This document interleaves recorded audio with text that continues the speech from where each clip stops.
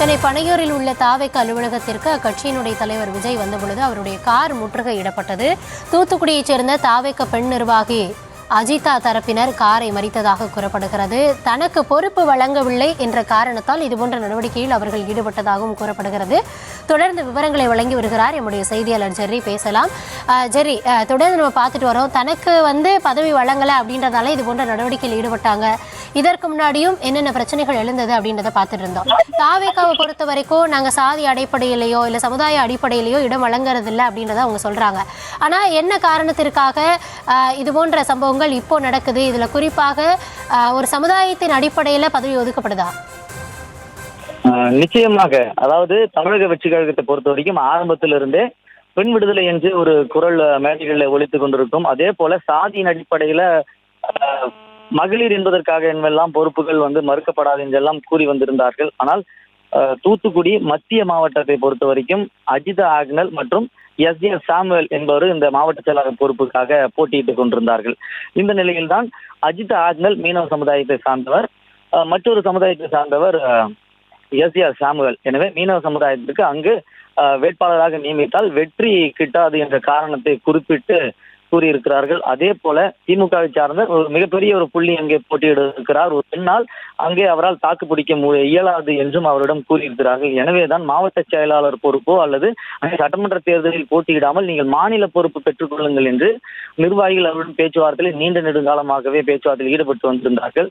இருப்பினும் கூட அந்த தொகுதியில ஏறத்தாழ 2 ஆண்டுகள் பணியாற்றி இருக்கிறேன், களம் சாதகமாக இருக்கிறது, எனக்கு வாய்ப்பளித்தால் வென்று காட்டுவேன் என்று அஜித் ஆக்னல் தரப்பு கூறியிருந்தார்கள். இருப்பினும் கூட கட்சியினுடைய பொதுச் செயலாளர் வாய்ப்பு வழங்காமல் மறுத்து கொண்டே வந்திருந்தார். எனினும் தேர்தலுக்கு இன்னும் சில மாதங்கள் இருக்கக்கூடிய நிலையில் காலம் தவிர்த்தாமல் எஸ் சாமுவேல் என்பவருக்கு அங்கே பொறுப்பு வழங்குவதற்காக கட்சி அலுவலகத்திற்கு வரவழைக்கப்பட்டிருக்கிறார். விஜயும் கட்சி அலுவலகத்துக்கு வந்துவிட்டார். அந்த மாவட்ட செயலாளர்களுடனான ஆலோசனையும் விஜய் தற்போது ஈடுபட்டிருக்கிறார். ஆனால் அவர் அலுவலகத்திற்கு வருவதற்கு முன்னதாகவே அவரை பார்த்துவிட்டு தான் செல்வோம் என்று அவருடைய ஆதரவாளர்கள் தெருவினுடைய நுழைவாயிலேயே காத்துக் கொண்டிருந்தார்கள். விஜயுடைய வாகனம் அலுவலகத்தை நோக்கி வரும் பொழுது வாகனத்தை தடுத்து நிறுத்தி அந்த வாகனத்தை அவர்கள் விஜய்க்கு இறங்குமாறு அவர்கள் கோரிக்கை வைத்திருந்தார்கள். காரை அவர்கள் தற்போதைய அந்த காட்சிகள் கூட பார்க்க முடிகிறது. ஆனால் காரை நிறுத்தாமல் விஜயுடைய வாகனம் நேரடியாக புறப்பட்டு அலுவலகத்திற்கு உள்ளே சென்றது. தூத்துக்குடியில 2 விதமான கோஷ்டி பூசல் இருப்பதாலே அங்க நம்ம தொண்டர்கள் மத்தியிலும் சரி நிர்வாகிகள் மத்தியிலும் உரையாடும் பொழுது அங்க கூறப்படுவது பெண் என்ற காரணத்தினாலும் மீனவ சமுதாய பெண் என்ற காரணத்தினால் மீனவ சமுதாயத்தை சார்ந்த ஒரு நிர்வாகி என்ற காரணத்தில் அங்கே தேர்தலில் போட்டியிடுவதற்கான வாய்ப்பு வழங்கப்பட இயலாது என்றும் கூறப்படுகிறார்கள். அதே போல சில நாட்களுக்கு முன்னதாகவே இங்கு பொறுப்பு வழங்கவில்லை என்று அவர் அலுவலகத்திற்கு பொதுச் செயலாளரிடம் அவர் முறையிட்டு சென்ற பொழுது அந்த காட்சிகளும் சமூக ஊடகங்களிலே வைரலாகி இருந்தது, பெரும் சர்ச்சையை ஏற்படுத்தி இருந்தது. அந்த காரணமும் கூறப்படுகிறது. ஒரு மாவட்ட நிர்வாகி கட்சி அலுவலகத்திலே விரும்பத்தகாத வகையிலும் முகம் சுளிக்கும் வகையில இவர் நடந்து கொண்டார். அதனால்தான் இவருக்கு பொறுப்பு வழங்கப்படவில்லை. இவரை பார்த்துவிட்டு இன்னும் மற்றவர்கள் எல்லாம் இதே போன்ற செயலில் ஈடுபடுவார்கள் என்றும் ஒரு காரணம் கட்சி தலைமையின் தரப்பிலே கூறப்பட்டிருந்தது. பல்வேறு காரணங்கள் கூறப்பட்டிருந்தாலும் இது எந்த காரணத்தையும் ஏற்காமல் நாங்கள் பணியாற்றி இருக்கிறோம், பணியாற்றியவர்களுக்கு கொடுக்க வேண்டும் என்பது அஜித் ஆக்னல் தரப்பினுடைய கோரிக்கையாக இருக்கிறது. அதுவும் குறிப்பாக பெண் நிர்வாகிகளினுடைய பங்களிப்பு என்பது தமிழக வெற்றி கழகத்துல வெகு குறைவாகவே இருக்கிறது. மாவட்ட செயலாளர்கள் விரல் விட்டு எண்ணக்கூடிய வகையில 2-3 பெண் மாவட்ட செயலாளர்கள் தான் இருக்கிறார்கள்.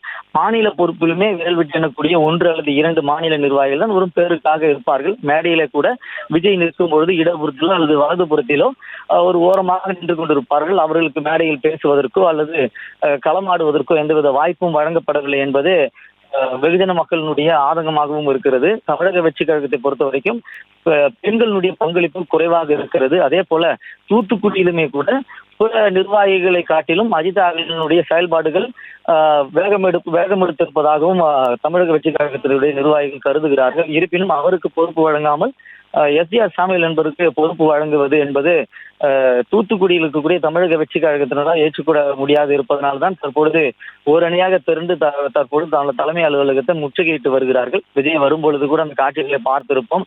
அஜித் ஆக்னல் மற்றும் அவருடைய ஆதரவாளர்கள் காரை வழிமறித்து விஜயிடம் பேசுவதற்கு முயலுகிறார்கள். காரை கைகளால் தட்டி இருப்பார்கள். ஆனால் விஜயனுடைய வாகனம் அங்கு நிறுத்தி என்ன நடக்கிறது என்று கூட கேட்காமல் அவர் வேகமாக அவர் அலுவலகத்திற்குள்ளே நுழைந்து விட்டார். அலுவலகத்தினுடைய 2 பாதைகளுமே பேரிகார்டுகளால் அமைத்திருக்கிறது. இந்த பாதை தமிழக வெற்றி கழகத்தினுடைய அலுவலகம் அமைந்திருக்கக்கூடிய இந்த பாதை தெரு பொதுமக்கள் பயணிக்கக்கூடிய தெருவாகத்தான் இருக்கிறது. ஆனாலும் கூட 2 புறத்திலுமே பேரிகார்டுகள் கயிறு கொண்டு கட்டி தடுத்து நிறுத்தப்பட்டு வேறு பாதையாக பொதுமக்கள் செல்வதற்கு அறிவுறுத்தப்பட்டு வருகிறார்கள். இந்த இந்த தெருக்குள்ளே கிட்டத்தட்ட 25-30 வீடுகள் இருக்கிறது. இங்க இருக்கக்கூடியவர்கள் எல்லாம் மாற்று பாதையில பயணித்து தான் சென்று கொண்டிருக்கிறார்கள். கட்சி நிர்வாகிகள் மட்டுமில்லாமல் பொதுமக்களுக்குமே இந்த வழியாக அனுமதி மறுக்கப்பட்டு இருக்கிறது. இந்த நிலையில் தான் ஒரு புறம் திருச்சியிலிருந்து வந்த அதிருப்தியாளர்கள் தடுத்து நிறுத்தி வைக்கப்பட்டிருக்கிறார்கள். வலது பக்கம் தூத்துக்குடியிலிருந்து வந்த அதிருப்தியாளர்கள் நிறுத்தி வைக்கப்பட்டிருக்கிறார்கள். இந்நிலையில் தான் விஜய் நிர்வாகிகளோடு உள்ளே ஆலோசனையில ஈடுபட்டு வருகிறார். எஞ்சியிருக்கக்கூடிய மாவட்ட செயலாளர்களுடைய அறிவிப்பு இன்னும் சற்று நேரத்துல விஜய் அதிகாரப்பூர்வமாக வெளியிட இருக்கிறார். தமிழக வெற்றி கழகத்தை பொறுத்த வரைக்கும் 120 கட்சி மாவட்டங்களாக பிரிக்கப்பட்டிருக்கிறது.